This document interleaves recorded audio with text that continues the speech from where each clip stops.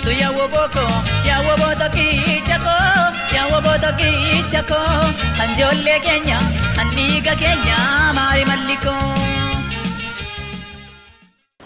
نتفاشتاو درقي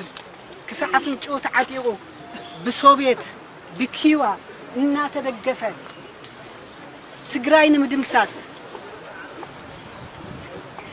عساون لما تمت بحرون مانتف عسا منيو حواحد بحر منيو هزبي dhuguma baawshanii maaliif dadhabdanii humna dadhabdaniitimo humna waan hin qabaanneef maalinni kan jedhut ka'ee jiraachaa karrabee lola akkasii miti amallisa loojistikii ummata keessaa argata guyyaa siviilii ta'a ummata wajjin oola waltajjii sin gaggeessan keessa hin oolu odeeffannoon argata nama dubbatu ilaala galgala deemee moo tarkaanfii sukkanneessa irratti fudhata jechuudha amallisaa baay'ee wal xaxaadha kana balleessuun kan danda'amu akkuma qurxummiitii jechaadha qurxummii paasifikii yookiin atlantik ooshinii keessa guurtee hin dandeessu guutumatti balleessuu yoo danda'ame bishaanicha gogsuudha.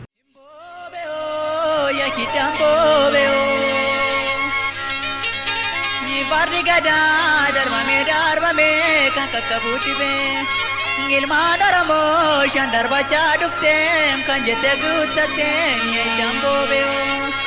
Taaddasaa Birruu kana Bishee Garbaa kan Maamoof kana Hayilee goyyoonfatanii kan ejjeefatanii soddomaan gaaranii nu bibittiinsanii.